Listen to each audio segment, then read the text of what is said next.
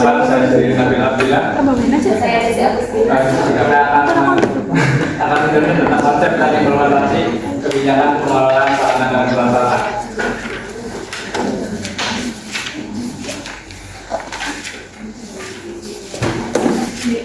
Yang pertama ada konsep sarana dan prasarana. Nah, sarana dan prasarana adalah dua hal yang berbeda, tapi saling berkaitan dalam menunjang kegiatan pendidikan, yang dimana sarana adalah fasilitas yang digunakan langsung dalam proses belajar seperti ruang kelas, meja, papan tulis, komputer, dan laboratorium. Nah, sedangkan prasarana adalah fasilitas penunjang, misalnya gedung sekolah, jaringan listrik, lapangan olahraga, jalan menuju sekolah, dan ruang ibadah. Nah, menurut Kemdiknas nomor 24 tahun 2007, standar SAFRAS meliputi kelengkapan ruang belajar, perpustakaan, laboratorium, ruang guru, hingga sarana olahraga dan ibadah.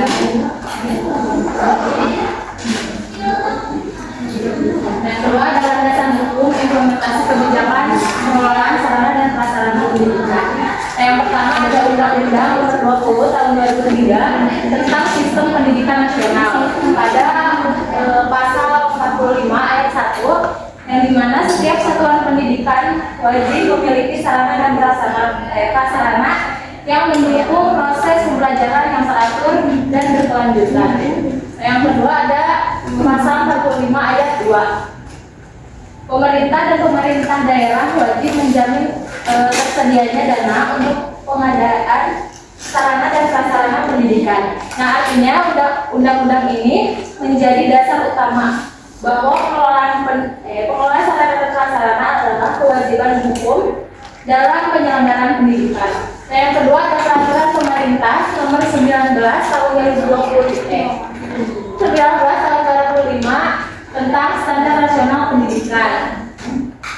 Nomor 13 tahun 2015 pasal 42 mengatur bahwa setiap satuan pendidikan wajib memiliki sarana yang mencakup perabot, peralatan pendidikan, media pembelajaran, buku, serta sumber belajar lainnya, dan prasarana seperti lahan, ruang belajar, serta fasilitas pendukung lainnya. Nah, artinya PP ini menjabarkan standar minimal sarana dan prasarana yang harus dipenuhi. Nah, yang ketiga ada Kemdiknas atau Peraturan Menteri Pendidikan Nasional nomor 24 tahun 2007. Ini tentang standar sarana dan prasarana untuk SD, MI, SMP, MTS, SMA, MA. Nah, yang keempat ada Peraturan Menteri Pendidikan dan Kebudayaan nomor 75 tahun 2016. Ini tentang komite sekolah, menegaskan bahwa masyarakat melalui komite sekolah dapat berpartisipasi dalam pengawasan dan pengelolaan sarana prasarana pendidikan. Nah, yang kelima ada Peraturan Menteri Pendidikan, Kebudayaan, Riset, dan Teknologi nomor 40 tahun 2021 tentang penugasan guru sebagai kepala sekolah. Nah, yang keenam ada Permendagri atau Peraturan Menteri Dalam Negeri nomor 47 tahun 2021. Ini tentang tata cara pelaksanaan pembukaan, implementarisasi, dan pelaporan barang milik daerah. Terus pengelolaan sarana dan prasarana. Nah, pengelolaan sarana dan prasarana merupakan proses sistematis yang mencakup perencanaan, pengadaan, pemanfaatan, pemeliharaan, pengawasan, dan penghapusan. Nah, tujuannya pengelolaan SAFRAS yaitu agar sarana dan prasarana dapat dimanfaatkan secara efektif, efisien, berkelanjutan, serta mendukung mutu pendidikan. Oke teman-teman, nah sekarang ada ekspresinya simpel aja karena kita anak matematika. Jadi saya mau dari Amanda sampai ke akhir itu menyebutkan bilangan prima, tapi dimulai dari 29. Oke, langsung ya, gambar ya, anak matematika banget nih, cinta matematika gitu. Terus saya tuh pengen pokoknya sampai ujung harus nyebutin, misal udah ada yang salah 5 atau 10, pokoknya maju yang salah, tapi semuanya harus kena, karena ini kan buat melatih fokus ya, buat ngomong kita juga anak matematika gitu. Oke, Amanda, mulai dari Amanda ya. Setelah 29. Ya, ya. Ah, lama maju. Oke, lanjut kita. Ya, lama nih searching dulu. Ya, searching. Ya, terus. Ya, lama maju. Dua, maju. Lanjut. Kayaknya maju semua ini. Terus. Iya, benar. Iya, iya. Iya. Iya. Iya. Iya. Iya. Iya. Maju lagi. Ayo. Nanti. Ya. 79. Ya. Ya. 89. Ya. Ah, maju. 92. Maju, maju. 97. Ayo, ayo. 97. Ya. 101. Ya. Ya. 107. Ya. 109. Ya. 113. Ya. Yang tadi maju, maju, maju.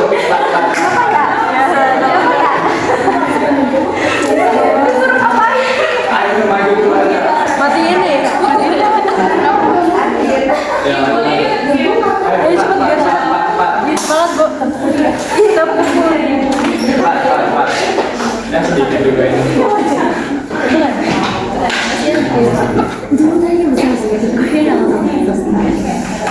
Oke, jadi simpel aja. Kalian tinggal nyebutin update dari A sampai Z, tapi jangan sampai nyebutin yang ada huruf nama kalian ya. Misal ambilnya seperti A, N, D, I, N, ini jangan. Gampang itu, gampang. Ya, oke, satu-satu, ayo, mulai dari Andi nih. Ya, lama banget ini. Nih, jadi kalian itu kan berpesan nih nyebutin abjad, tapi jangan ada yang nama andininya. Ya, jadi ya nama andini aja. Jadi nanti balik terus sampai Z. Biar fokus aja itu. Ya, ayo.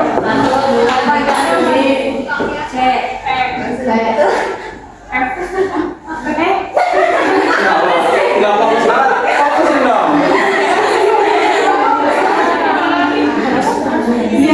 Ulang.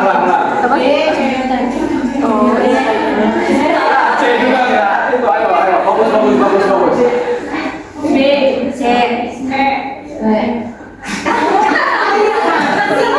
Iya, dulu langsung B, C, D. Iya, betul. Terus bolak-balik sampai Z. Iya. Ya yang penting jangan andini tuh. Huruf apa aja jangan disebut itu. Ayo. Fokus.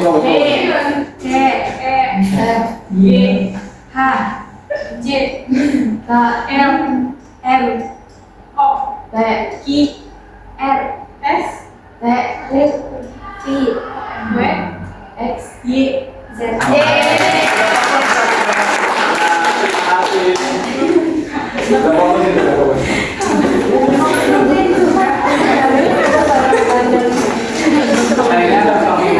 Selanjutnya ada pengimplementasian di sekolah. Nah, yang pertama ada perencanaannya. Jadi kepala sekolah dan tim satgas itu menyusun rencana kebutuhan fasilitas yang biasa disebut rencana kegiatan dan anggaran sekolah atau RKAS. Nah, yang kedua itu kan ada pengadaan, bisa dari dana BOS, APBD, kerjasama dengan pihak swasta atau masyarakat. Di sini tuh ada perbedaan antara sekolah negeri sama swasta ya. Kalau negeri kan ada BOS sama ada APBD. Nah, kalau swasta kan bukan negeri ya, dikelola oleh yayasan. Jadi dari yayasan atau dari SPP pengadaannya. Terus yang ketiga ada pemenuhan rutin yang dilakukan untuk mencegah kerusakan, dan yang keempat ada sarana digunakan untuk secara efisien untuk meningkatkan mutu belajar. Nah, setelah ada implementasi di perguruan tinggi, sebenarnya awalnya sama menyusun setelah ada kebijakan sarana prasarana. Nah, yang kedua kita kan kuliah nih ada UKT loh. Nah, jadi pengadaan itu dari APBN, PNBP atau PNBP itu UKT lah ya istilahnya, sama SPI itu yang masuk mandiri. Ada ini kan, ada uang bangunan. Nah, SPI dan dana hibah atau kerjasama dengan pihak swasta. Yang tadi kita melakukan inventarisasi dan audit aset secara berkala, dan yang keempat ada menjalankan pemeliharaan oleh unit Sapras kampus. Nah, ini juga mungkin ada sedikit perbedaan dari kampus swasta ya, karena swasta mungkin seperti sama kayak sekolah ya. Kalau swasta kan jadi tidak langsung gitu bantuan dari pemerintahnya, tidak berupa APBN, mungkin ada tapi melalui proses-proses tertentu. Oke itu. Nah, kan kita kalau dari awal tuh selalu ngomong ya, sarana dan prasarana pasti ada kurangnya, ada lebihnya, ada tantangannya. Kayak misalnya nih lebihnya, karena sarana itu memadai, jadi meningkatkan mutu pendidikan. Tapi kalau kita lihat di daerah 3T yang masih kurang gitu ya, sarana prasarana itu kurang memadai, jadi otomatis menghambat gitu kan. Nah jadi tantangan yang saya dan rekan saya ambil itu ada 3. Yang pertama itu keterbatasan anggaran dan SDM. Yang kedua itu ada proses birokrasi pengadaan yang lambat. Nah, ya kan kadang itu berbelit-belit ya. Jadi nggak langsung dari A ke B gitu. Pasti dari A itu ada A kecil, B kecil, dan baru sampai B. Terus yang ketiga itu ada ketidakmerataan fasilitas antar lembaga. Nah, mungkin ini solusi yang bisa dicapai dengan kata-kata ya, bukan bukti nyata, tapi yang pertama itu ada optimalisasi dana pos dan jasa. Yang kedua ada pelatihan pengelolaan sarana dan prasarana. Yang ketiga ada digitalisasi sistem inventarisasi, dan yang keempat ada kerjasama dengan pihak swasta dan alumni. Oke, di sini kita bakal ngambil 3 kelompok nih yang bakal mereview materi kita yang paling gampang dong. Ingat dong pasti. Ya, jadi tanpa handphone, tanpa kalian nulis, jadi pasti ingat dong. Ya, apa ya dong? Iya, gitu. Nah, jadi ini kelompok. Oke, jadi ini nanti kelompok yang ini bakal disebutkan ya. Jadi yang kena siap maju semua ya, sekelompok gitu majunya. Gitu. Silakan ada dulu.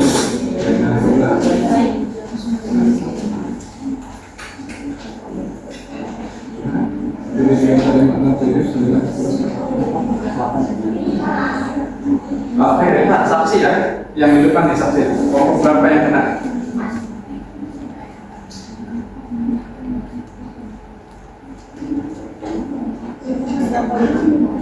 Oke, kelompok 5 silakan. Oke, lanjut ya, kan ada 3 kelompok. 8. Ini kan, ini kelompok 8 ya. 2. Oke, kelompok 2.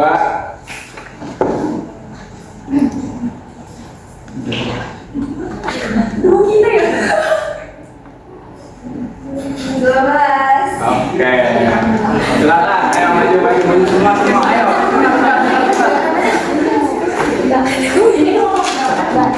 Ayo kelompok 5. Enggak semuanya. Ayo cepat waktu.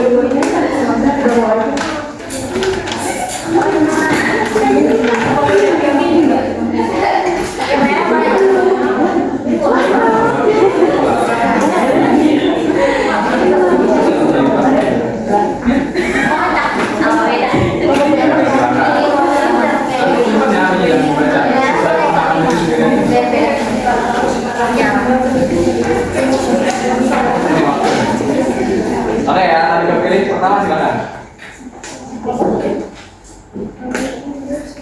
Di depan. Iya berdua. Ya kan tadi ada 2 kali itu. Bebas. Iya. Silakan cepat waktu.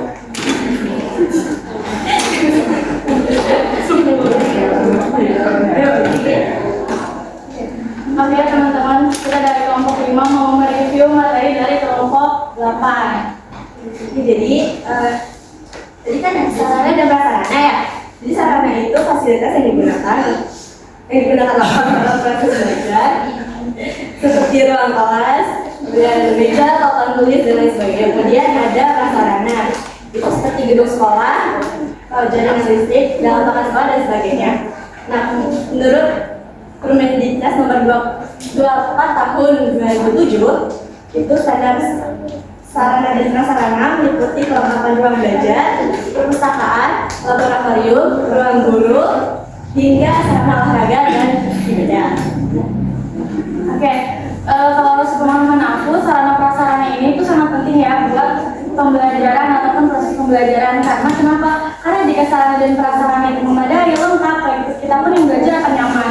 Dan kayak pembelajaran pun akan lebih efektif. Sebaliknya kalau misalnya sarana dan prasarananya itu kurang memadai, itu juga akan menghasilkan pembelajaran yang kurang efektif buat suasana kelas.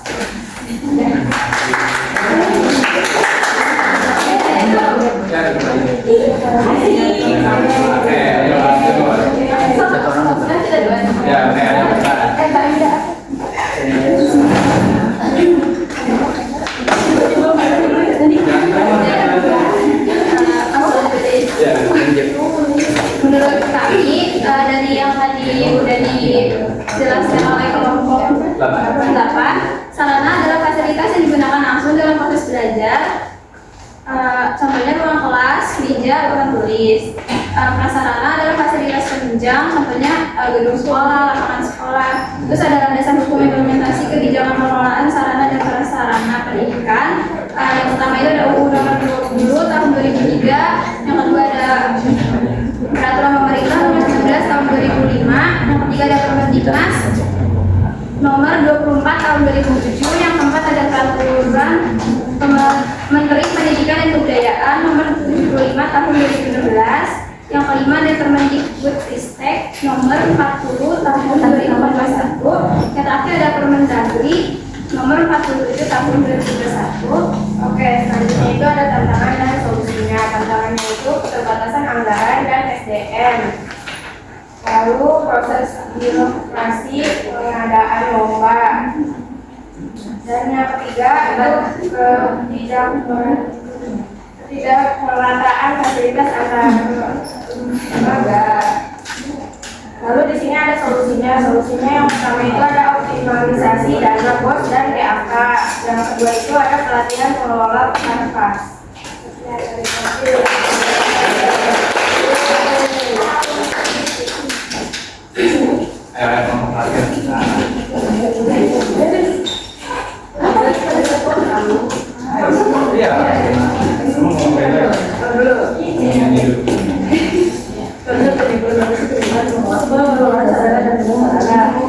Sarana adalah fasilitas yang digunakan langsung dalam proses belajar seperti ruang kelas, meja, papan tulis, komputer, dan lab. Sedangkan prasarana adalah fasilitas penunjang, misalnya gedung sekolah, jaringan listrik, lapangan olahraga, jalan menuju sekolah, dan ruang ibadah.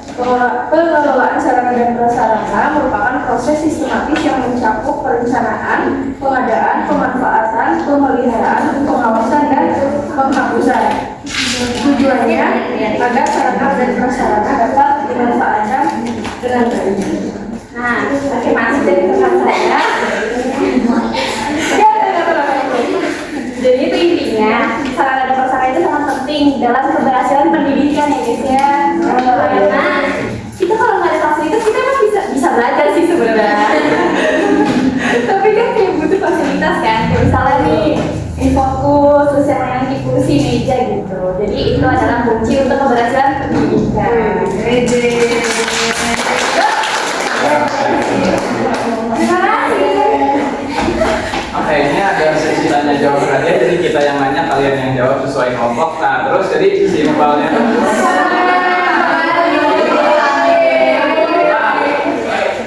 udah kita jelasin, udah ada yang review, maka masih kurang mengerti sih gitu.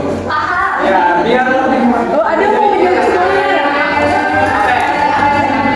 jadi nanti itu kan berkelompok ya. Nah, pokoknya kita tuh beri 10 detik buat mikir dulu jawabannya setelah kita bilang pertanyaannya. Tapi kalau udah tahu langsung berdiri perwakilan kelompoknya. Terus bilang sesuai ini kelompok berapa gitu. Bisa kalau kelompok 1 berdiri terus nyebut 1. Nah udah gitu. Oke, langsung diri terus langsung jawab. Ya. Paham ya semua ya? Iya, udah tadi itu. Ini pertanyaannya 10 pertanyaan, jadi satu pertanyaan itu 10 poin. Nah, jadi yang paling banyak dapat sesuatu isinya. Tapi itu sudah dapat sesuatu kalau ini. Iya. Ini adalah satu atau dua atau berapa?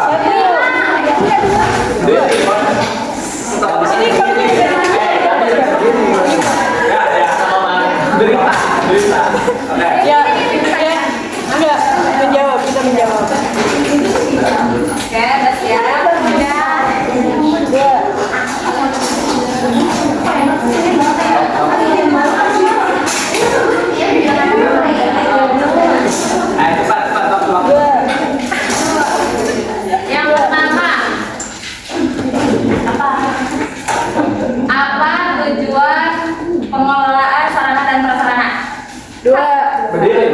Oh iya. Diri dulu. Oke. Agar sarana dan prasarana dapat dimanfaatkan dengan baik. Iya. Betul. Nanti kelompoknya ingetin ya. Apanya? Poin gitu. Oke. Nah itu juga untuk menanam kejujuran. Jadi kalian harus jujur. Nah itu udah nggak jujur itu. Udah mencerminkan sendiri gitu. Oke ayo. Pertanyaan kedua. Mencakup apa saja pengelolaan sarana dan prasarana? Tapi yang lebih. Dua. Lima dulu. Dia berdiri. Enggak. Ayo jawab. Ya iya. Sudah aja. Lama. Perencanaan, pengadaan, terus pemanfaatan, pemeliharaan, terus inventarisasi, terus ada yang terakhir itu penghapusan. Oke betul. Ya ingetin. Nah, yang ketiga. Kita jangan terlalu berapa. Apa yang menjadi standar SAPRAS menurut Permendiknas? 1, 2, 3.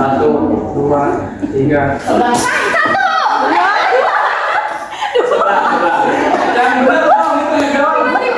Sama berat.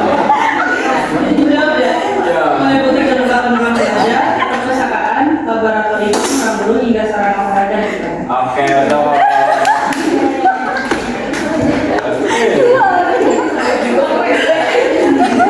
Iya salah ngomong. Yang keempat. Apa landasan hukum mengenai implementasi kebijakan pengelolaan sarana dan prasarana?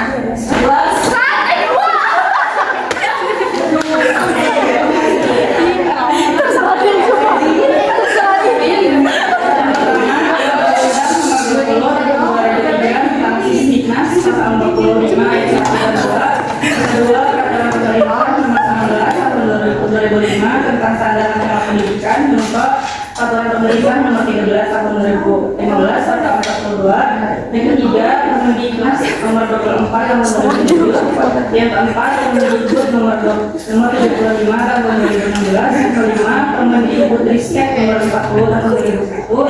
Yang keenam, Permendagri Nomor 47 Tahun 2021. Oke betul. Iya.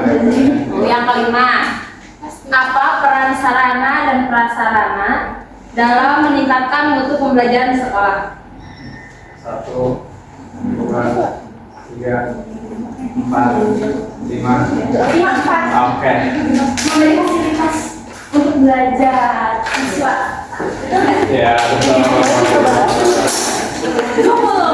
Oke, ini pertanyaan ke-6 itu random, nggak sesuai materi, tapi masih mencakup pendidikan. Oke. Tanggal berapa Hari Pendidikan Nasional diperingati? Pendidikan, ya. Betul. Oke, ini pertanyaan ke-7, siapa Bapak Pendidikan Indonesia?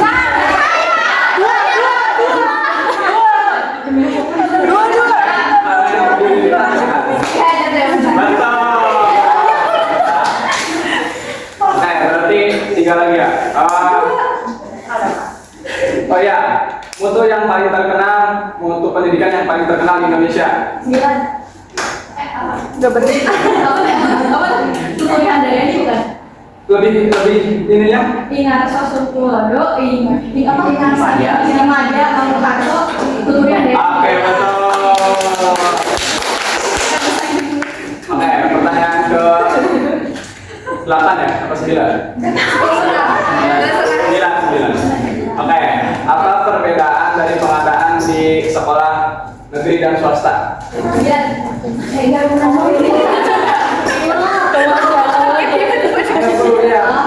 Kalau misalkan pengadaan di sekolah negeri itu kan berasal dananya itu dari APBD, APBN. Kalau misalkan dari swasta itu bisa dari DPP, bisa dari pembangunan dan iuran dari siswanya. Ya, oke, betul. Oke, pertanyaan terakhir ini bernilai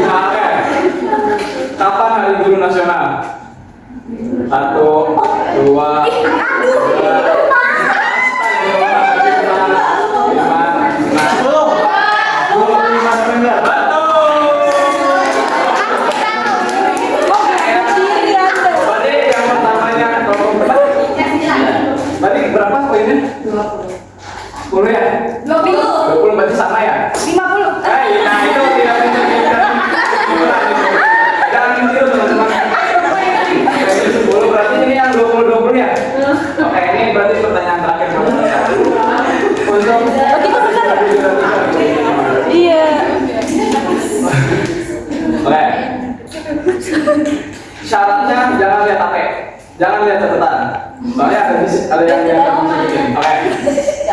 Apa tantangan dan solusi yang paling besar dalam implementasi kebijakan sarana dan prasarana? Apa tuh? Lirik apa tuh? Satu. Tiga. Ayo. Ayo, diri. Keterbatasan anggaran. Karena susahnya apa?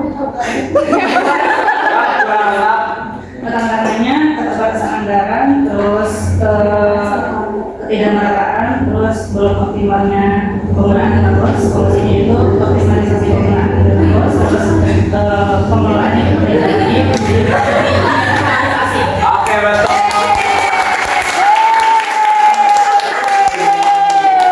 Kita 50-an. Ayo. Lah kita nggak ada. Oke, kesimpulannya itu sarana dan prasarana adalah salah satu faktor yang pembelajaran pendidikan. Karena pembelajaran tidak bisa berlangsung optimal. Pengelolaan yang baik dengan implementasi kebijakan di sekolah maupun perguruan tinggi akan mampu meningkatkan mutu pendidikan. Tantangan yang ada dapat diatasi melalui inovasi, manajemen yang berencana, serta partisipasi dari seluruh pihak. Terima kasih telah menyimak. Kurangnya mohon dimaafkan, lebihnya jangan dikembalikan. Terima kasih. Wassalamualaikum warahmatullahi wabarakatuh.